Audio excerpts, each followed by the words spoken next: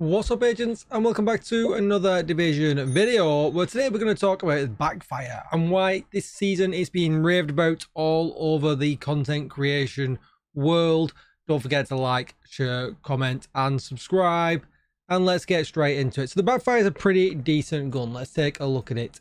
So you can see here mine is expertise to the max. That doesn't matter for this build. It's basically a heroic kind of run and gun build, so it will suit anybody at any expertise level. I've got it rolled at a damage tag out of cover. That is obviously the go-to because it comes with such a huge amount of crit chance being an SMG. But you get the talent payment in kind. Dealing damage to enemies adds a stack of 2% critical hit damage up to 100 stacks, and it lasts 10 seconds. And it constantly regenerates, so you can, as you're fighting, that will be maxed out at 200% critical hit damage really easy. Now it sounds like a lot, but don't forget, the more crit damage that we have, the less potent it is. That is a huge amount already. We can't add anything else in though. We can't add headshot damage in because it's in the same pool of damage. It wouldn't make any difference. So you are better loading everything into crit damage. But the more you have, the less potent it's going to be. And the more you build that up, the less of an increase in damage numbers that you will see if you build this build up over time.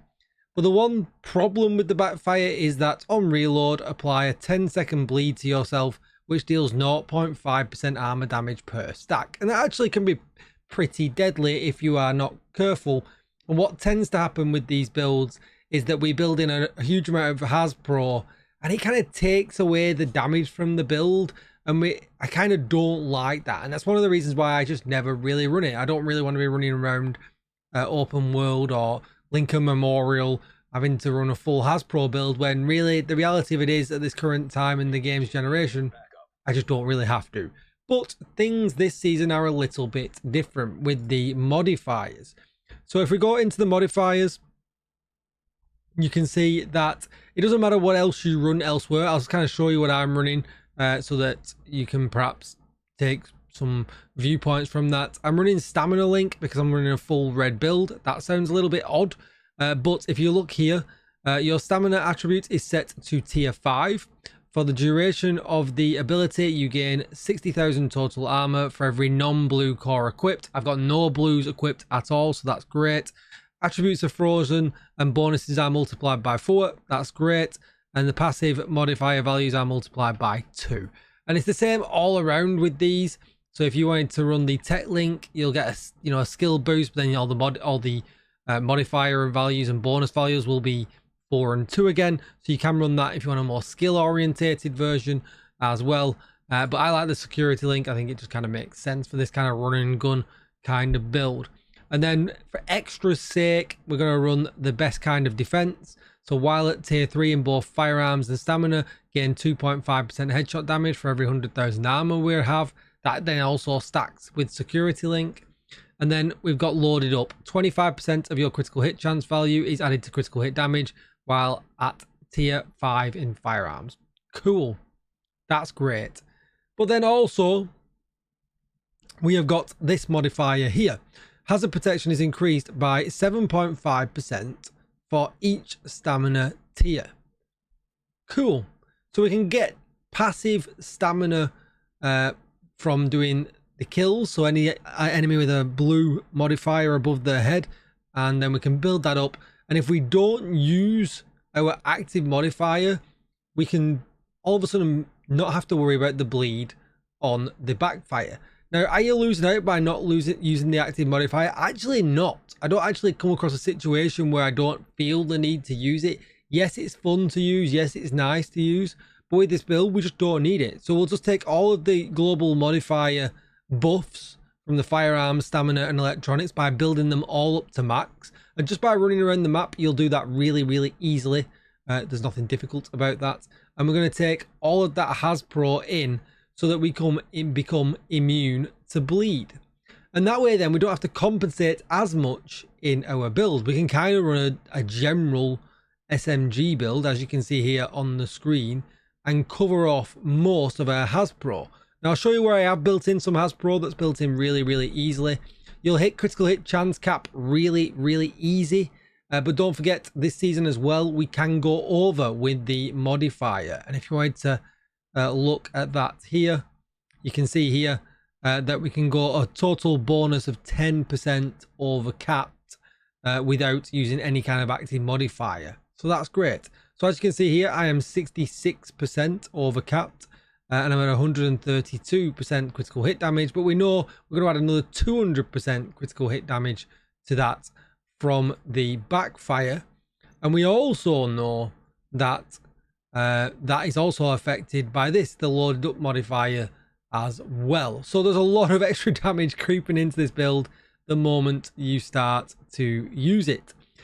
So as far as other sets of Hasbro go, well, it's dead easy. Just load up with 2 Cheska. Everyone's probably got them right now.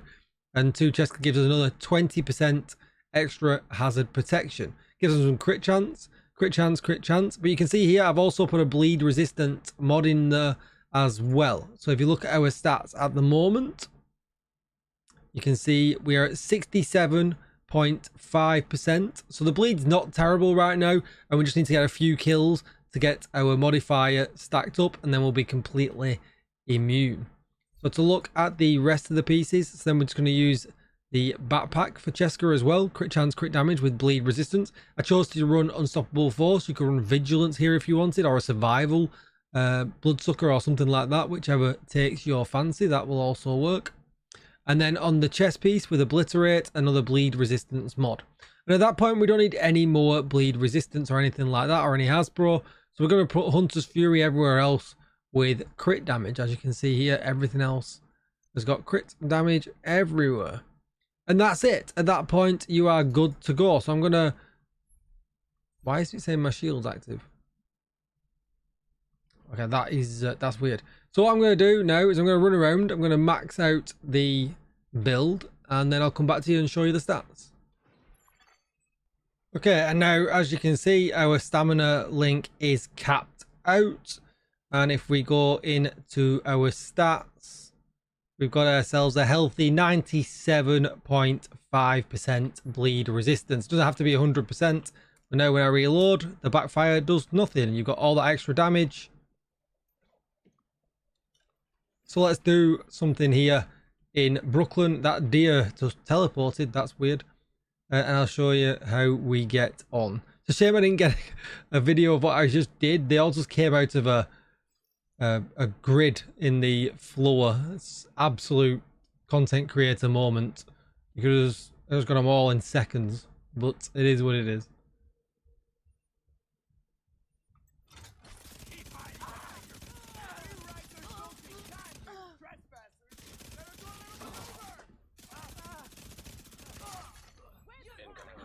Detected.